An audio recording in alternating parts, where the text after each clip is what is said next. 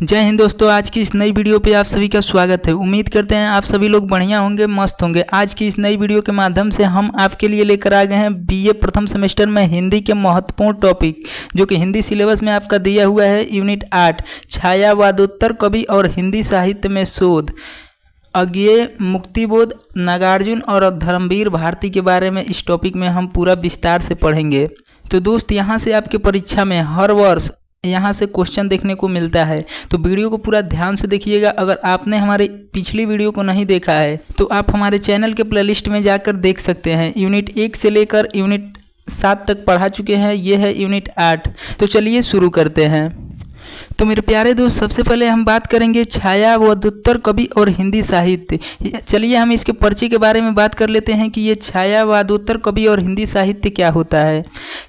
छायावादोत्तर काल हिंदी साहित्य में छायावाद 1918 से लेकर 1936 ईस्वी के बाद आता है। यह काल मुख्यतः 1936 से लेकर 1970 ईस्वी तक माना जाता है। यानी जो छायावादोत्तर और हिंदी साहित्य है, यह काल मुख्यतः 1936 ईस्वी से लेकर 1970 ईस्वी के बीच के समय को माना जाता है। इस युग में प्रगतिवादी, प्रयोगवाद और नई कविता का आंदोलन प्रमुख रहे हैं।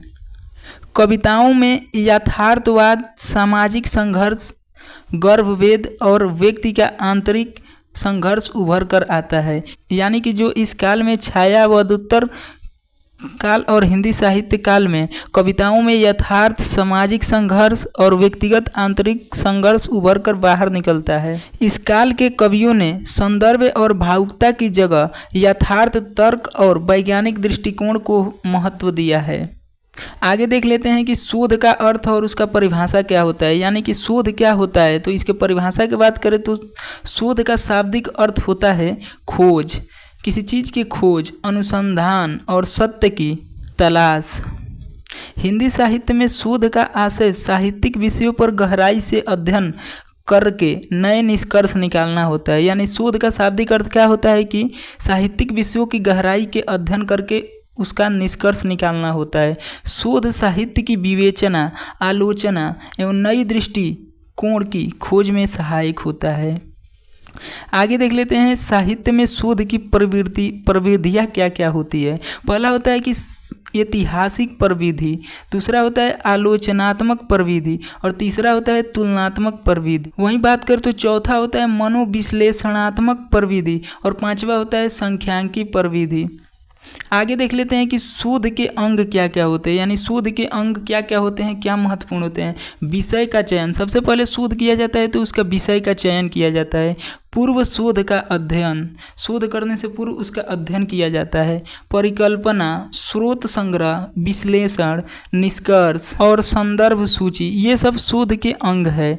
आगे देखते हैं शोध का महत्व क्या होता है। यानी शोध का महत्व क्यों जरूरी है। सबसे पहले बात करें, पहला नंबर पे है साहित्यिक नवीन व्याख्या। शोध के महत्व में साहित्यिक नवीन व्याख्या होता है। साहित्य के इतिहास का पुनर्निर्माण और शिक्षण में सहायक होता है।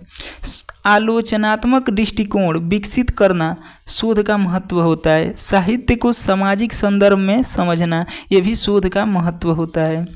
आगे बात करते हैं अज्ञेय जी। अज्ञेय जी कौन है। इनका पूरा नाम सच्चिदानंद हीरानंद वात्स्यायन अज्ञेय, जिनको शॉर्ट नेम में कहा जाता है अज्ञेय। सच्चिदानंद हीरानंद वात्स्यायन का जन्म 7 मार्च 1911 को उत्तर प्रदेश के कुशीनगर जिले के कसिया नामक स्थान पर हुआ था। उनका निधन की बात करें तो 4 अप्रैल 1987 को नई दिल्ली में हो गया। इनकी प्रमुख कृति की बात करें तो अरि ओ करुणा प्रभामयी, हरी घास पर क्षण भर, ये इनकी प्रमुख कृति है। वहीं बात करें तो उनकी योगदान क्या रही है, तो सबसे पहले बात करेंगे प्रयोगवाद और नई कविता के प्रवर्तक भी इनको माना जाता है। आत्मबोध, व्यक्ति की स्वतंत्रता और बौद्धिकता का चित्रण किया है इन्होंने। भाषा में नवीनता और प्रतीकों का प्रभावशाली प्रयोग किया है इन्होंने। इनकी विशेषता की बात करें तो ये दर्शन परक चिंतन, आत्मचेतना और आत्मविश्लेषण की प्रधानता है। आगे देखते हैं मुक्तिबोध। मुक्तिबोध कौन है? मुक्तिबोध जी का पूरा नाम है गजानन माधव मुक्तिबोध। मुक्तिबोध का पूरा नाम क्या है? गजानन माधव मुक्तिबोध। इनका जन्म होता है 13 नवंबर 1917 को मध्य प्रदेश के श्योपुर नामक स्थान पर इनका जन्म होता है। वहीं इनकी बात करें तो मृत्यु होता है 11 सितंबर 1964 ईस्वी को नई दिल्ली में। इनकी प्रमुख कृतियाँ, गजानन जी की प्रमुख कृति की बात करें तो चांद का मुंह टेढ़ा है, ये गजानन जी की प्रमुख महत्वपूर्ण कृति है। इनकी योगदान की बात करें तो प्रगतिशील विचारधारा के सशक्त कवि हैं। यथार्थ संघर्ष और सामाजिक विद्रूपताओं का उद्घाटन, एक साहित्यिक की डायरी है, जैसे आत्मविश्लेषणी गद्य लेखन लिखते हैं। विशेषता इनकी है कि बिंबों और प्रतीकों से युक्त गहरी वैचारिक कविताएं, आत्मसंघर्ष और सामाजिक चेतना इनके अंदर है। आगे बात करें तो नागार्जुन। नागार्जुन कौन है? नागार्जुन जी का पूरा नाम है वैद्यनाथ मिश्र यात्री। इनका जन्म होता है 30 जून 1911 को सतनाही गांव, जो कि दरभंगा बिहार में पड़ता है। मृत्यु होता है 5 नवंबर 1998 को दरभंगा में इनकी मृत्यु हो जाती है। यही बात करें तो नागार्जुन जी की प्रमुख कृतियां हैं बलचनामा, यात्री, पत्रहीन, नग्न छाँव। इनकी कृतियाँ की योगदान की बात करें तो जन कवि के रूप में प्रसिद्ध हैं। इन्होंने राजनीतिक, सामाजिक और आर्थिक अन्यायों पर तीखा व्यंग्य है इनका। मैथिली, संस्कृत और हिंदी भाषा के वह शतक लेखन और कवि माने जाते हैं। इनकी विशेषता है सरल भाषा, आम जन के मुद्दे, विरोध की सशक्त वाणी, यथार्थ का गहरा चित्रण। आगे देखते हैं धर्मवीर भारती। धर्मवीर भारती कौन है? धर्मवीर भारती जी का जन्म 25 दिसंबर 1926 ईस्वी को इलाहाबाद, जिसका प्रयाग नाम उत्तर प्रदेश में हुआ है। इनकी मृत्यु की बात करें तो 4 सितंबर 1997 को मुंबई में हो जाता है। धर्मवीर भारती जी की प्रमुख कृति गुनाहों का देवता, अंधा युग, ठेले पर हिमालय। इनकी योगदान की बात करें तो नई कविता और नई कहानी आंदोलन के प्रमुख हस्ताक्षर, युद्ध, नैतिकता और धर्म जैसे विषयों पर गहरी दृष्टि है इनकी। पत्रकारिता में धर्म युग के संपादक के रूप में युग का निर्माण धर्मवीर भारती जी ने किया है। इनकी विशेषता को देखें तो संवेदनशीलता, सामाजिक सरोकार, करुणा और आशा भाव, कथ्य में नवीनता है। आइए आगे देख लेते हैं इन सब का निष्कर्ष क्या निकलता है। छायावादोत्तर कवियों ने हिंदी साहित्य को विचार, दृष्टिकोण और शिल्प की दृष्टि से समृद्ध किया है।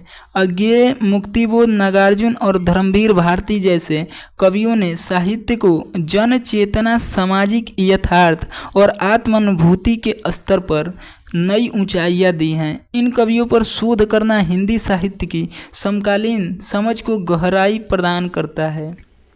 तो उम्मीद करते हैं दोस्तों ये छोटी सी वीडियो आप सभी को पसंद आया होगा। वीडियो पसंद आए तो वीडियो को लाइक कीजिए और अपने दोस्तों में शेयर कीजिए। जो बीए प्रथम सेमेस्टर में हैं उनके पास ये वीडियो को शेयर जरूर करें।